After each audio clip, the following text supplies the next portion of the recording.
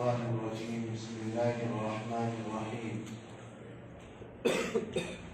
وإذا ضربتم في الأرض فليس عليكم جناح أن تقصروا من الصلاة إن خفتم أن يفتنكم الذين كفروا إن الكافرين كانوا لكم عدوا مبينا وإذا كنت فيهم فأقمت لهم الصلاة فلتقم طائفة منهم معك وليأخذوا أسلحتهم فإذا سجدوا فليكونوا من ورائكم ولتأتي طائفة أخرى لم يصلوا فليصلوا معك وليأخذوا حجرهم وأسلحتهم ود الذين كفروا لو تغفلون عن أسلحتكم وأمتعتكم فيميلون عليكم ميلة واحدة ولا جناح عليكم إن كان بكم أذى من مطر أو كنتم مرضى أن تضعوا أسلحتكم وخذوا حجركم إن الله أعد للكافرين عذابا مهينا۔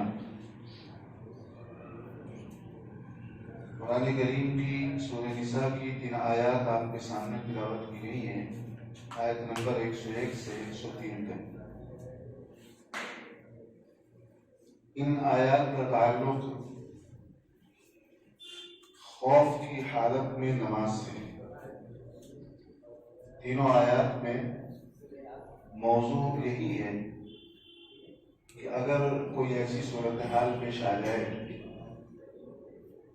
جب نماز پڑھنے میں دشمن سے غفلت کا اندیشہ ہو تو اس موقع پر نماز کس طریقے سے پڑھی جائے گی،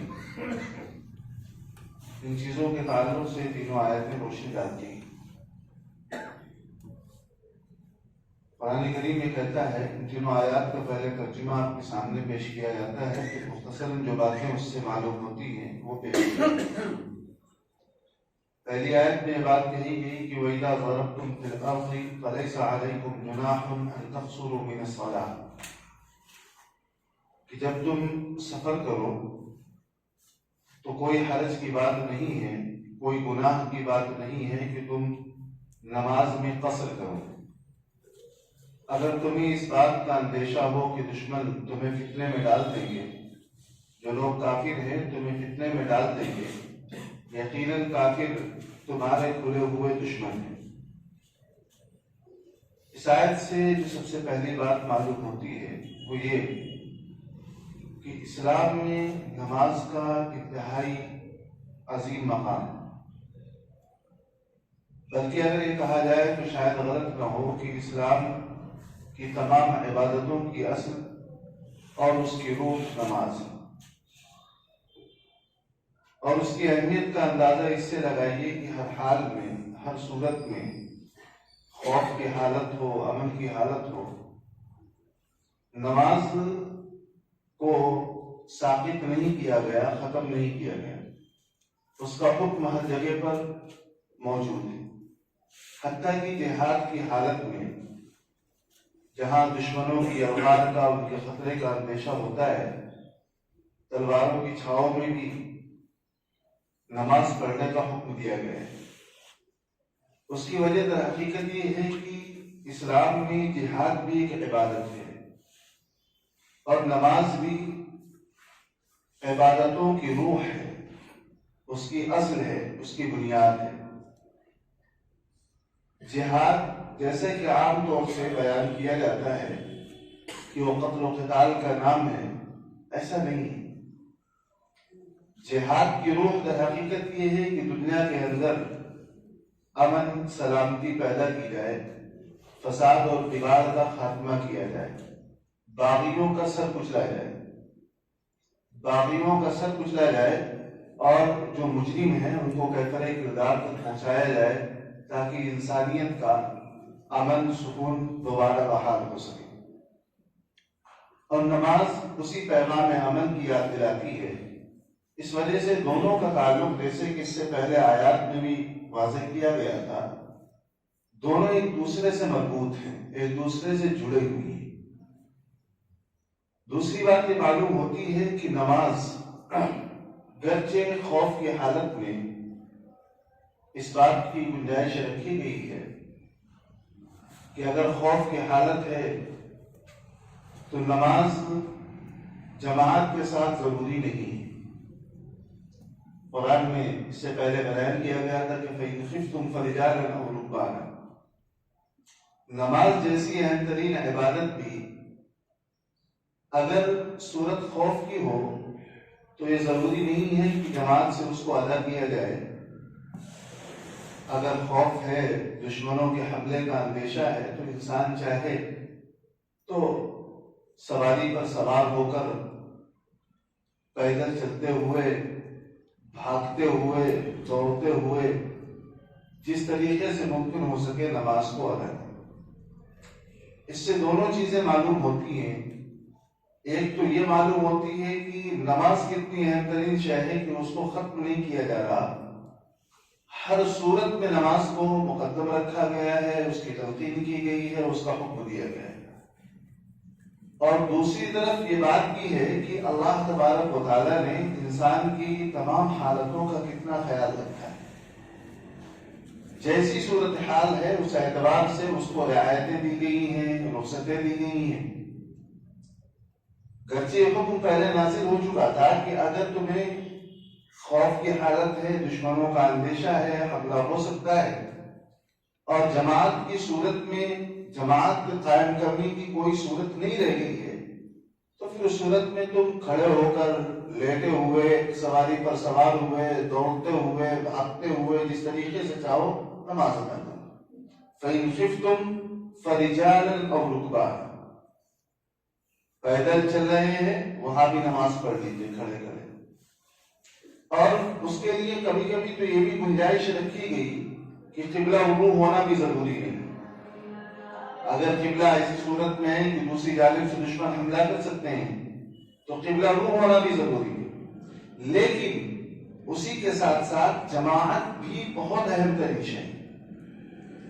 اگر ایسی خوف کی حالت نہ ہو اور کسی صورت میں دشمن کے حملوں سے بچتے ہوئے اگر یہ ممکن ہو کہ جماعت قائم کی جا سکتی ہو تو ان چیزوں کا یہاں بیان کیا گیا ہے. نماز با جماعت بھی بہت اہم ترین شے ہے، اہم عبادت ہے.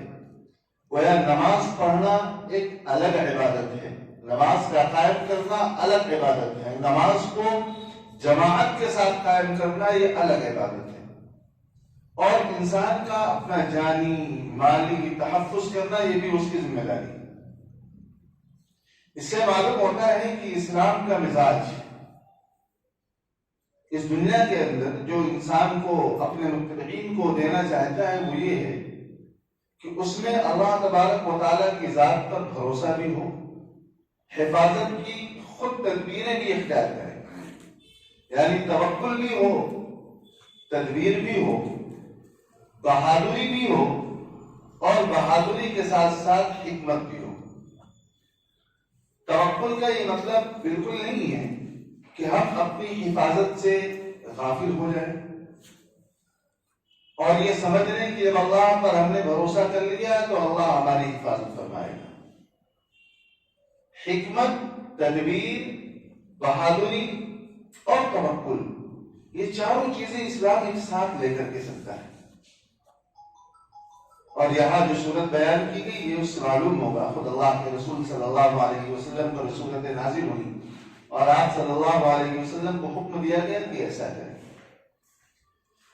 چوتھی چیز یہ معلوم ہوتی ہے کہ خود اللہ کے رسول صلی اللہ علیہ وسلم کی امامت میں، ان کی اقتداء میں نماز پڑھنے کا صحابہ کرام رضوان اللہ علیہم اجمعین کے اندر کتنا شوق تھا کہ اللہ تبارک و تعالیٰ نے اس شوق کی رعایت کی، اس کو سراہا، اس کی تعریف کی اور اس کے اعتبار سے حکم نازل کیا گیا.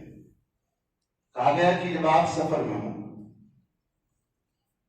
اور دشمن کا اندیشہ ہو، سفر سے مراد یہاں سفر جہاد ہے، سفر کی حالت ہو، دشمن سے غزوے کے لیے، جہاد کے لیے آپ گئے ہوں، دنیا میں امن اور سلامتی قائم کرنے کے لیے، اور وہاں دشمنوں کے حملے کا اندیشہ ہو، تو نماز میں قصر کر لیجیے. قصر کر لینے میں کوئی گناہ نہیں. یہ لفظ جو استعمال کیا جا رہا ہے اس تعبیر سے ایک بات یہ بھی معلوم ہوتی ہے کہ اللہ تبارک و تعالیٰ نے انسان کی حالت ان کی کیفیت، ان کی صلاحیت، ان کی طاقت کو دیکھتے ہوئے احکامات دیے۔ اور جب اللہ تبارک و تعالیٰ کسی چیز کا حکم دے اور پھر اس میں کوئی چھوٹ، کوئی آفر، کوئی رخصت عطا کریں تو وہ رخصت اللہ تبارک و تعالیٰ کا انعام ہے۔ اس کا انکار نہیں کرنا چاہیے، اسے کمتر سمجھ کر اور اپنی طاقت کا اظہار کرنے کے لیے اس کو چھوڑ نہیں دینا چاہیے کہ ہم تو اس چھوٹ کو قبول نہیں کرتے ہیں، ہم تو پورا کریں گے۔ خود اللہ کے رسول صلی اللہ علیہ وسلم کا مزاج بھی یہ نہیں تھا۔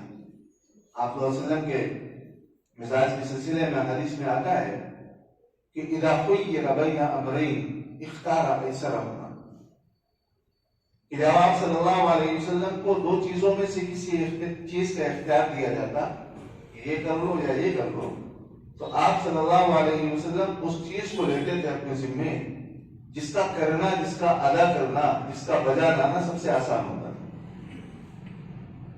اللہ کے سامنے بہادری نہیں دکھاتے تھے کہ میرے اندر قوت ہے، میرے اندر بڑی طاقت ہے، بڑا حوصلہ ہے، میں کر سکتا ہوں، کر کے دکھاؤں گا۔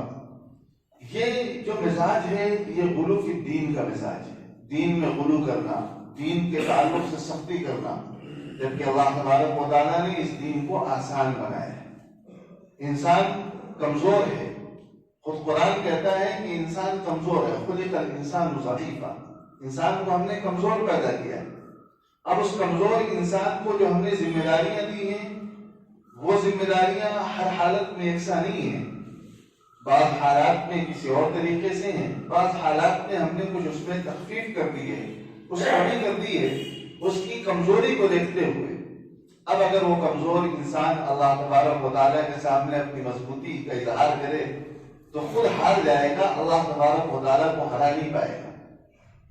آپ صلی اللہ علیہ وسلم اسی لیے اکثر یہ فرمایا کرتے تھے کہ یسرا ولا تعسرا، آسانیاں پیدا کرو، سختیاں مت پیدا کرو، سختیاں مت پیدا کرو، بشرا ولا تنفرا، لوگوں کو اچھائیوں کی تعریف دو، انہیں خوشخبری، کچھ ایسی باتیں بتاؤ جس سے ان کے اندر شوق پیدا ہو، اسلام سے قریب ہوں، اسلام کو سمجھنے کی کوشش کریں۔ ایسی باتیں مت بتاؤ کہ جس سے نفرت ہو جائے، جس سے اول وہلے میں ان کے اندر کراہیت پیدا ہو جائے کہ اسلام تو بڑا کٹر، بڑا جو ہے سخت دین ہے اور بھاگو یہاں سے، اس کو قبول کرنا ضروری نہیں ہے، اس کو اگر قبول کر لیا، مان لیا تو بڑی مشکلیں ہو جائیں گی، بڑی آفتیں ہو جائیں گی۔ اور خود یہ فرمایا کرتے تھے کہ ان ھذا الدین یسر، یہ دین آسان ہے، اس دین کے تعلق سے جو سختی کرے گا وہ ہار جائے گا، دین نہیں ہارے گا۔ اور پھر دونوں مذہب کی تاریخیں ہمارے سامنے ہیں۔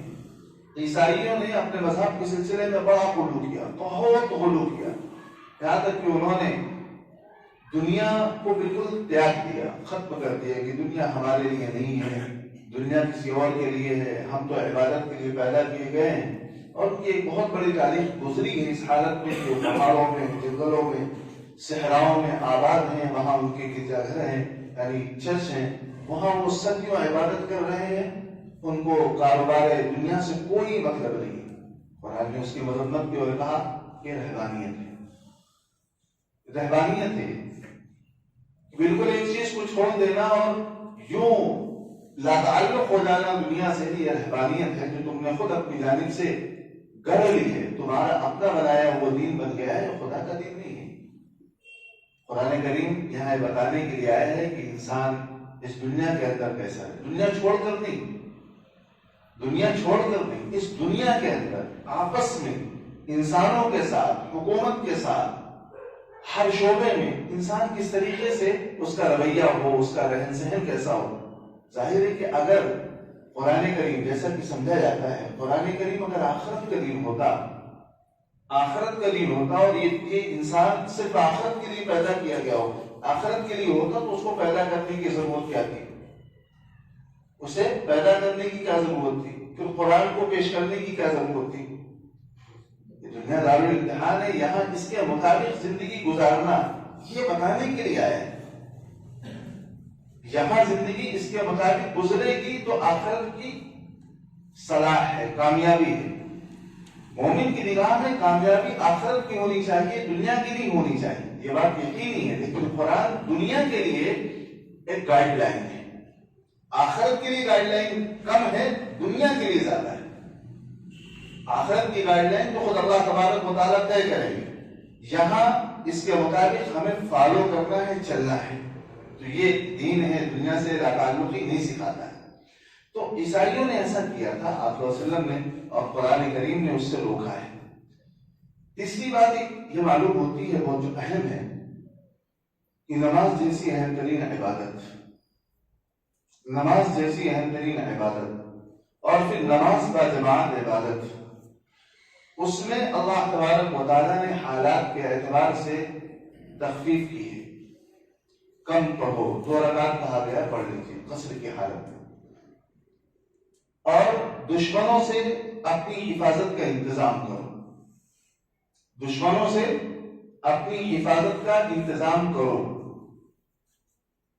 آپ غور کریے، جو مستقل ہم تقریباً ہمیشہ کہتے ہیں، اس وجہ سے کہ غلط فہمی بہت عام ہے اور خاص طور سے دیندار طبقے میں، کہ اللہ تبارک و تعالیٰ پر بھروسہ کر لیجیے اور اسباب دنیا سے غافل ہو جائے گی۔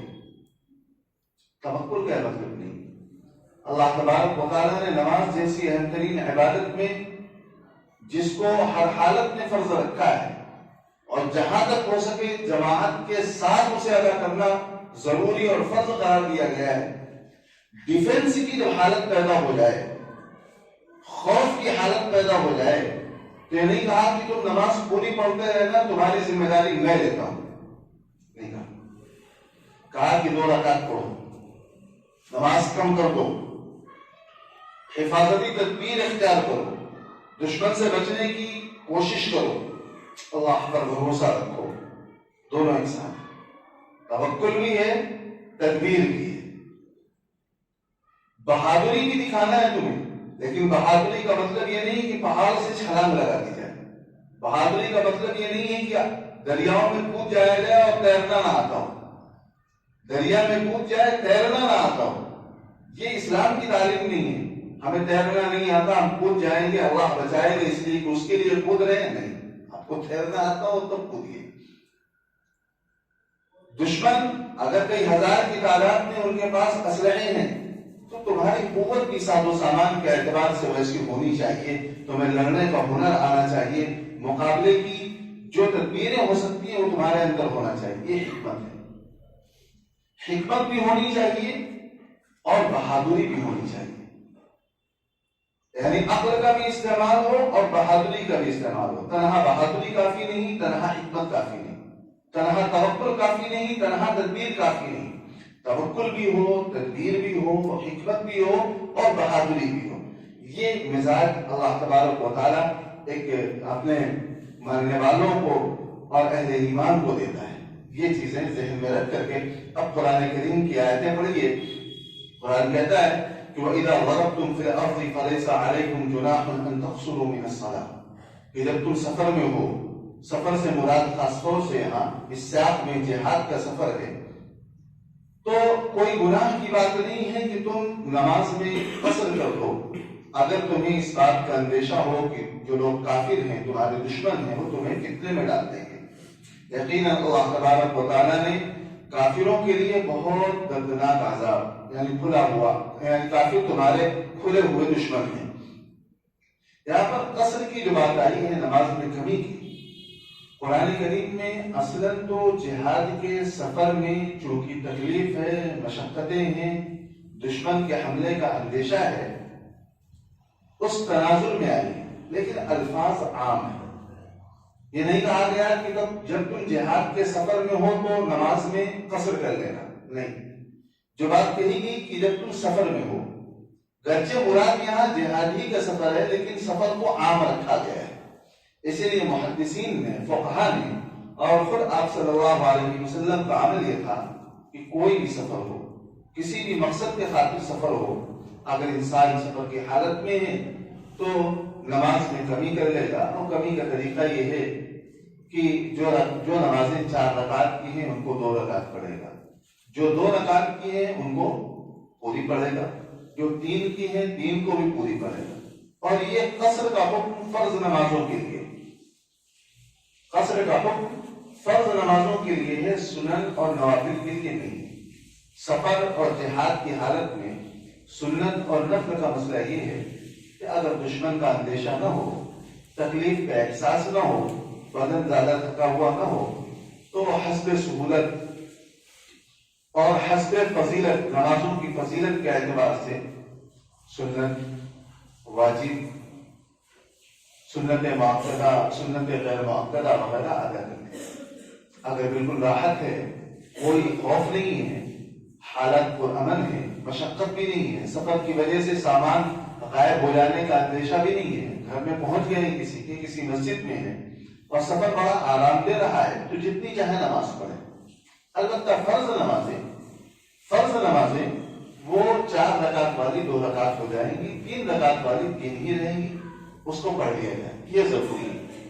اس کے بعد انسان کی مرضی ہے کہ سنت مؤکدہ کا اہتمام کرتا ہے یا نہیں کرتا ہے، سنت غیر مؤکدہ کا اہتمام کرتا ہے یا نہیں کرتا ہے.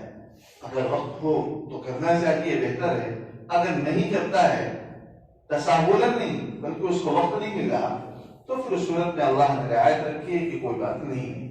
ایسے ہی حال نفلوں کا بھی ہے کہ نفل اگر چاہیں تو پڑھ لیں، نہ چاہیں تو مت پڑھیں. البتہ فرض کے تعلق سے حکم دیا گیا ہے، اور خدا صلی اللہ علیہ وسلم نے بھی جہاد کے علاوہ جو سفر ہے ان سفر میں بھی قصر فرمایا ہے. اسی رخصت کو قبول کر لینا، گویا اس بات کا قبول کر لینا ہے کہ اے اللہ تو نے ہمیں کمزور سمجھا ہے اور ہم کمزور ہیں. اے خدا تو نے ہمیں کمزور سمجھا ہے، ہماری خلقت کے اعتبار سے ہم کمزور ہیں، اور اسی وجہ سے تو نے جو 2 رکعت حکم کا ہمیں نماز کا حکم دیا، ہم 2 رکعت کی ادا کرتے ہیں. اس وجہ سے کہ ہم کمزور ہیں اور بہت خوشی کے ساتھ ہم نے اس رخصت کو قبول کیا ہے. لیکن یہ قبول کر لینا فرض یا واجب نہیں. اگر انسان، مسئلہ کی تناظر میں بات نہیں کر رہے ہیں، اگر انسان 4 رکعت نماز پڑھ لے، اس کا ارادہ تکمیل نماز کا ہو، اس کا ارادہ شوق عبادت کا ہو، اپنی قوت کا اظہار نہ ہو، اپنی طاقت کا اظہار نہ ہو، بلکہ عبادت کو بڑھانے کا، اس طریقے سے سنت کی اجازت دے دی جاتی ہے کہ پڑھ سکتے ہیں اگر فراغ ہے، اور یہ ذہن میں بھی نہ ہو کہ ہم اللہ کی رخصت کو قبول نہیں کرتے ہیں، تو پھر 4 رکعت پڑھ لینے میں کوئی حرج نہیں ہے. اور یہی اختلاف ہے فقہا کے درمیان بھی. امام شافعی رحمہ اللہ فرماتے ہیں کہ اگر اصل یہ ہے کہ 4 ہی پڑھے، نہیں پڑھ سکتا ہے تو 2 پڑھ لے، یعنی ان کے نزدیک 4 رکعت پڑھ لینا بہتر ہے. امام صاحب یہ کہتے ہیں کہ نہیں، 2 رکعت پڑھنا بہتر ہے، 4 بھی پڑھ لینا تو گنہگار نہیں ہوگا. گناہ کب ہوگا؟ یہ فرض اور واجب نہیں ہے. قصر کو قبول کر لینا فرض نہیں ہے، گنجائش.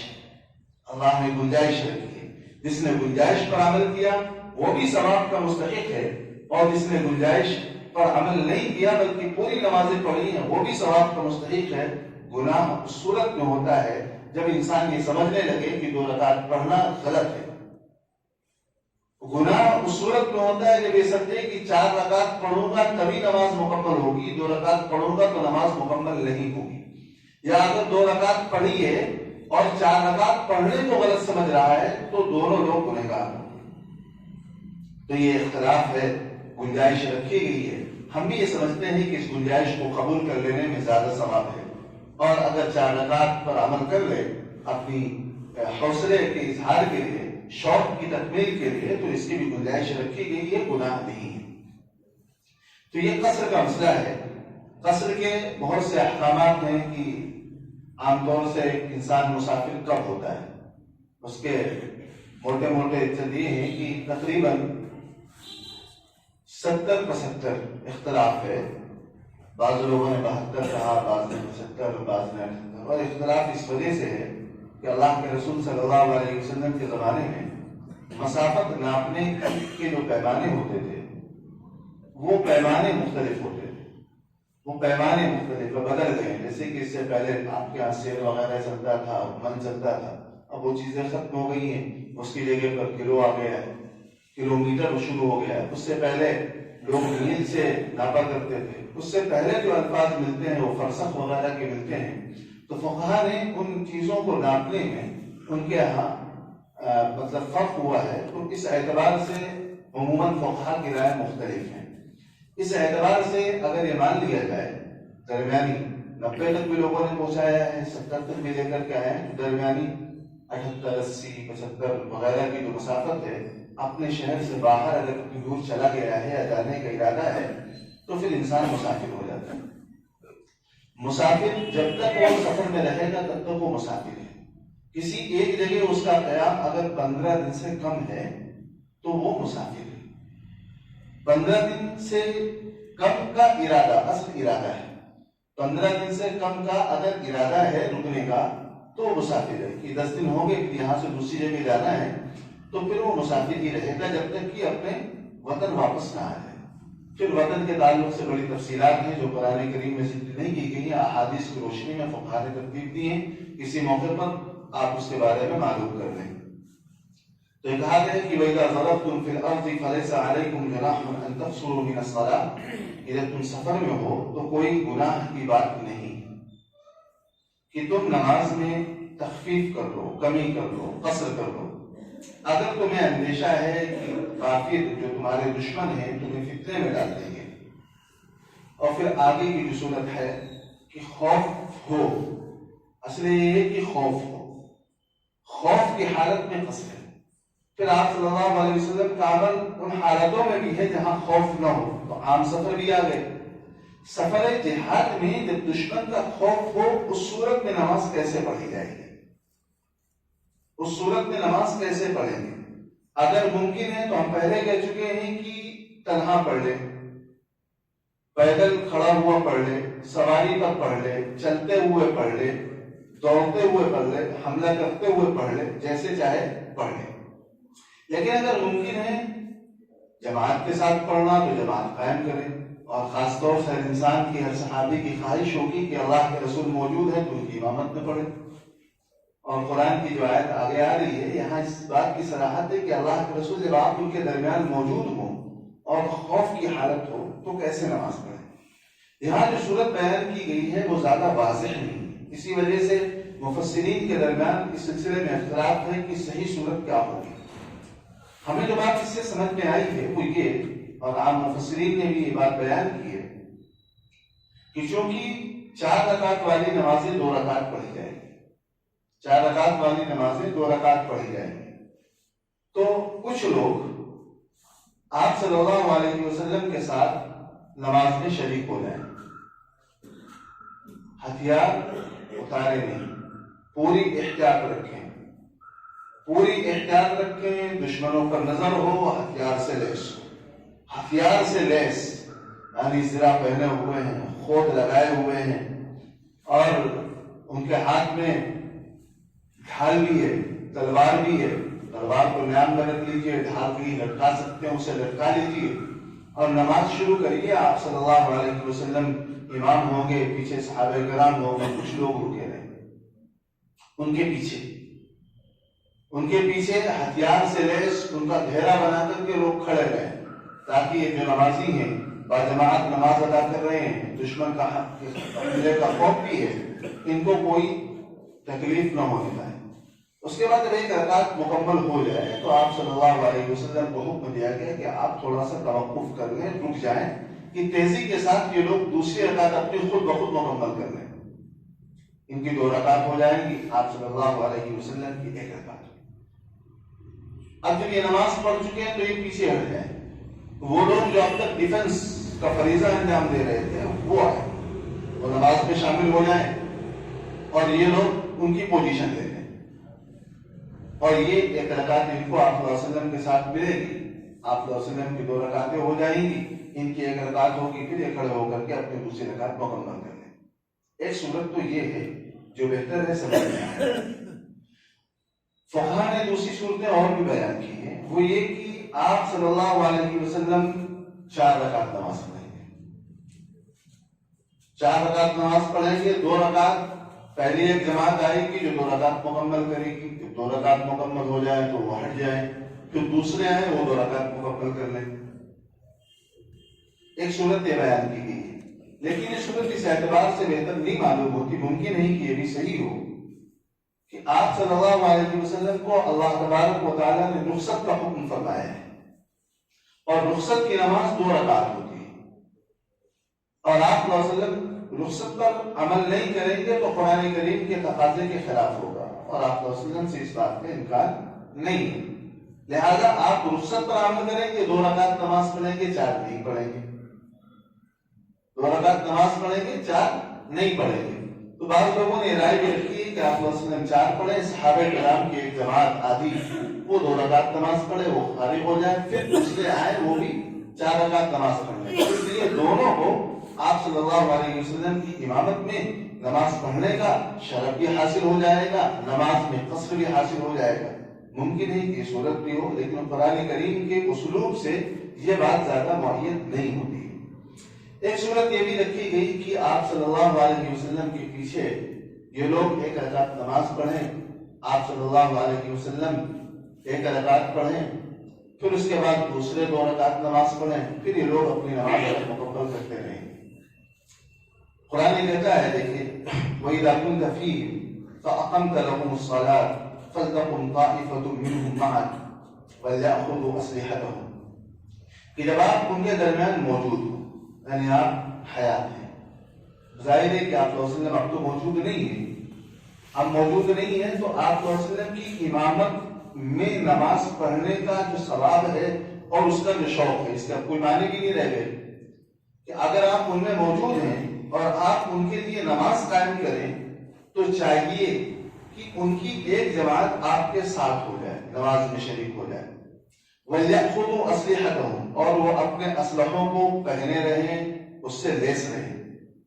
فَإِذَا سَجَدُوا فَلْيَكُونُوا مِنْ وَرَائِكُمْ، جب وہ سجدہ کریں یعنی 1 رکعت مکمل ہو جائے، فَلْيَكُونُوا مِنْ وَرَائِكُمْ، تو ان لوگوں کو چاہیے کہ یہ ان کے پیچھے ہو جائیں، ان کے پیچھے یعنی جو لوگ اب تک ڈیفنس کر رہے تھے، دفاع کر رہے تھے، ان کی حفاظت کر رہے تھے۔ وَلْتَأْتِ طَائِفَةٌ أُخْرَىٰ لَمْ يُصَلُّوا، اور دوسری جماعت آئے جنہوں نے نماز نہیں پڑھی ہے تو ان کو چاہیے کہ وہ آپ کے ساتھ نماز پڑھ لیں۔ وَلْيَأْخُذُوا أَسْلِحَتَهُمْ وَلْيَأْخُذُوا حِذْرَهُمْ وَأَسْلِحَتَهُمْ، کہ وہ چوکنا بھی رہیں اور اپنے ہتھیار بھی ٹانگے رہیں، اس سے لیس رہیں۔ اس سے غفلت نہیں ہونی چاہیے، اس سے غفلت نہیں ہونی چاہیے۔ یہ بتا رہے ہیں کہ دونوں چیزیں اللہ تبارک و تعالیٰ نے ایک ساتھ رکھی ہیں، توکل بھی، تدبیر بھی۔ توکل ایسا نہیں کہ دشمن سے انسان غافل ہو جائے، مسلمان غافل ہو جائے کہ اللہ دیکھ لے گا، نہیں، دشمن پر ہمیں نظر رکھنی ہے، ہمیں نظر رکھنی ہے، جہاں ہم کمزور پڑ رہے ہوں گے وہاں اللہ کی مدد آئے گی۔ پھر نے کہا کہ وَدَّ الَّذِينَ كَفَرُوا لَوْ تَغْفُلُونَ عَنْ أَسْلِحَتِكُمْ وَأَمْتِعَتِكُمْ، جو لوگ کافر ہیں، تمہارے دشمن ہیں، ان کی خواہش ہے کہ تم لوگ اپنے اسلحوں سے اور اپنے مال و متاع سے غافل ہو جاؤ۔ وہ تو چاہتے ہی ہیں کہ تم غافل ہو جاؤ، عبادت کرو، تمہارا سامان اٹھا کے لے جائیں، جو غلہ تم لے کر کے آئے تھے کہ 1 مہینے تک پڑاؤ رہے گا، ہم کھائیں گے، لڑیں گے، کھائیں گے اور ان سے لڑیں گے، وہ سامان ہی سامان رسد اٹھا کر کے لے جائیں تو تمہارے پاس کھانے پینے کے لیے کچھ نہیں رہ جائے گا، تو تم لڑنے کے قابل کیسے رہ جاؤ؟ اس بات کے امکان ہے کہ سامان اٹھا لے جائیں، غافل ہے تم سے، تم محاصرہ نہیں رکھ پاؤ گے، تمہارے ہتھیار اٹھا لے جائیں، تم نہتے ہو جاؤ گے، لڑو گے کیسے؟ ان کی چاہت ہے، ان کی خواہش ہی یہ ہے کہ تمہارے ہتھیار پر قبضہ کر لیں، تمہارے سامان پر قبضہ کر لیں اور تمہیں غافل پائیں تو تم پر حملہ کر دیں۔ ان کی چاہت ہے کہ اگر تم غافل ہو جاؤ اپنے اسلحوں سے اور اپنے ساز و سامان سے تو تم پر یک بار کی ٹوٹ پڑے، تم پر حملہ کر دیں۔ وَلَا جُنَاحَ عَلَيْكُمْ إِنْ كَانَ بِكُمْ أَذًى مِّن مَطَرٍ أَوْ كُنْتُمْ مَرْضَىٰ أَن تَضَعُوا أَسْلِحَتَكُمْ، اور کوئی حرج کی بات نہیں ہے کہ اگر بارش کی وجہ سے تکلیف ہے اور یا تم بیمار ہو تو تم اپنے ہتھیار نیچے رکھ دو۔ مطلب نماز، خوف کی نماز میں، خوف کی حالت میں جو نماز ادا کی جا رہی ہے اس میں کہا گیا کہ چوکنا رہو، ہتھیار مت اتارنا۔ ہتھیار نہ اتارنے کا مطلب یہ نہیں ہے کہ ہتھیار ہی میں نماز پڑھنا ضروری ہے، ایسا نہیں ہے، مقصد دفاع کا ہے کہ اگر اس صورت میں تھوڑی بہت تو غفلت ہوگی، اگر دشمن حملہ کرے تو ہتھیار تمہارے پاس ہونا چاہیے۔ یہ لازمی نہیں ہے کہ صلاۃ الخوف میں انسان ہتھیار بند ہو کر ہی نماز پڑھے۔ اگر اس سے تکلیف ہو رہی ہے اور تمہاری نظر ہے کہ کچھ نہیں ہو پائے گا تو ہتھیار رکھ کر کے بھی الگ نماز پڑھ سکتے ہو، یہ لازمی نہیں ہے، فرض نہیں ہے۔ وَخُذُوا حِذْرَكُمْ، اور تم پورے طور پر چوکنا رہو، محتاط رہو، دشمنوں پر نظر رہے تمہاری۔ یہ دنیا کے اعتبار سے تمہیں اسباب اختیار کرنے ہیں، میدان جنگ میں اختیار کرنے ہیں۔ اللہ تبارک و تعالیٰ نے کافروں کے لیے آخرت میں رسوا کرنے والا عذاب تو طے کر کے رکھا ہے، وہ تو ملنا ہی ملنا ہے ان کو۔ لیکن دنیا میں تمہاری عزت کے لیے، تمہارے غلبے کے لیے، تمہارے جیت جانے کے لیے تدبیر اختیار کی گئی کہ تم ہمیشہ چوکنا رہو، ہتھیار پر نظر ہو، دشمن کی چال پر تمہاری نظر ہو۔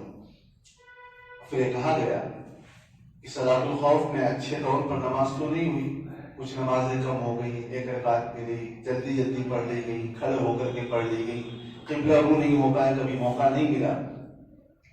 تو اس کی جو کمی ہوئی ہے، جب نماز پڑھ چکو تو اللہ تبارک و تعالیٰ کو یاد کرو۔ نماز کی اصل کیا ہے؟ خدا کو یاد کرنا۔ اقیم الصلاۃ لذکری، نماز قائم کرو مجھے یاد کرنے کے لیے، میری غفاریت کو یاد کرنے کے لیے، میری قدرت کو یاد کرنے کے لیے، میری عطا کو یاد کرنے کے لیے نماز ہے۔ نماز اس بات کا اعلان ہے گویا کہ یہ بندہ اللہ تبارک و تعالیٰ کو یاد کر رہا ہے۔ تو نماز کی روح خدا کو یاد کر رہا ہے، خدا کا تذکرہ کرنا ہے، خدا سے مانگنا ہے۔ تو یہ صحیح سے جو نہیں کر پائے وہ یہ اعمال، اس میں جو کوتاہی ہوئی ہے ظاہری، اس ظاہری کوتاہی کے لیے تم اٹھتے بیٹھتے چلتے پھرتے اللہ تبارک و تعالیٰ کو خوب یاد کرو۔ جب نماز سے فارغ ہو جاؤ تو اللہ کو یاد کرو، کھڑے ہو کر کے بھی، بیٹھے ہوئے بھی، اور پہلو میں ٹیک لگائے ہوئے بھی۔ فَإِذَا اطْمَأْنَنْتُمْ فَأَقِيمُوا الصَّلَاةَ، اور جب حالت امن ہو، دشمن کا کوئی اندیشہ نہ ہو، تو نماز کو پورے آداب کے ساتھ، پورے اہتمام کے ساتھ، تمام رکعتوں کے ساتھ، پورے اطمینان اور خشوع کے ساتھ ادا کرو۔ اور پھر یہ فرمایا گیا کہ ان الصلاۃ کانت علی المؤمنین کتابا موقوتا، نماز اہل ایمان پر وقت میں فرض کی گئی۔ آپ غور فرمائیے کہ وقت میں فرض کیے جانے کا مطلب کہاں قرآن ذکر کر رہا ہے؟ ان حالات میں ذکر کر رہا ہے جب وقت پر پڑھنا انتہائی درجے مشکل ہے۔ وہاں یہ بات کہی گئی کہ وقت پر پڑھنا، عام حالات میں تو تصور ہی نہیں کیا جا سکتا کسی صاحب ایمان سے کہ اس کی نماز فوت ہو جائے، قضا ہو جائے۔ حالت جنگ میں دشمن کے سامنے ہیں، دشمن کا صفیں لگی ہوئی ہیں، اور پہاڑیوں سے کسی تیر کے آ جانے کا، لگ جانے کا اندیشہ ہے، سامنے گولی لگ جانے کا اندیشہ ہے۔ اس صورت میں اس بات کا امکان ہے کہ نماز پڑھنے کا وقت نہ ملے، نماز پڑھنے کا وقت نہ ملے، تب تو یہ کہا جا رہا ہے کہ نماز وقت پر فرض کی گئی۔ اب ہمارے یہاں صورتحال یہ ہے کہ وقت پر نماز نہیں پڑھ رہی، کیوں؟ شادی تھی، گھر میں شادی تھی، جان سے جانا نہیں ہے، جان کا کوئی خوف نہیں، شادی تھی گھر میں اصل میں، تو اس لیے ہم نے وقت پر کیسے پڑھتے، وہاں سب نمازیں چلی گئی ہیں، اور وہ اصل میں ایک صاحب آئے ہوئے تھے، اس وجہ سے وقت پر نہیں پڑھ سکے، ایک صاحب آئے ہوئے تھے تو وقت پر نہیں پڑھ سکے، نماز قضا ہو گئی۔ صحابہ کرام رضوان اللہ علیہم اجمعین کا یہ معمول نہیں تھا۔ انسان کا کوئی ایسا عذر ہو کہ اسے خیال نہیں ہے، سویا ہوا ہے، بے ہوش ہو گیا ہے، اس کو پاگل پن کا دورہ ہے، اس کو یہ معلوم نہیں ہو سکا کہ وقت ہے نماز کا نہیں ہے، اس صورت میں قضا ہو جائے، نماز کا وقت نکل جائے، یہ الگ بات ہے۔ لیکن ہم بیٹھے ہوئے ہیں، یاد ہے کہ اس وقت سے اس وقت تک نماز کا وقت ہے، چھوٹی چھوٹی سی چھوٹے چھوٹے اعذار کی وجہ سے، معمولی مشروفیتوں کی وجہ سے اگر انسان نماز چھوڑے یا نماز باجماعت کا اہتمام نہ کرے تو یہ عذر اللہ کے ہاں مقبول نہیں ہے۔ قرآن نے جس سیاق میں نماز کے وقت کے بارے میں بتایا ہے وہ حالت جنگ ہے، حالت جنگ جہاں بہت مشکل ہوتا ہے، واقعی مشکل ہوتا ہے کہ اگر ہم سب پوری جمعیت بھی چاہے تو دشمن کی جانب سے کیا پیش قدمی ہو جائے، اس پر کنٹرول پانا مشکل ہے۔ وہاں قرآن نے کہتا ہے کہ دیکھو وقت کا خیال رکھنا، نماز تمہاری قضا نہ ہونے پائے، وقت کس سے پڑھو، جماعت سے پڑھ سکتے ہو جماعت سے پڑھو، جماعت سے نہیں پڑھ سکتے کھڑے اٹھے بیٹھے جس طرح چاہو پڑھو۔ یہ خلاصہ تھا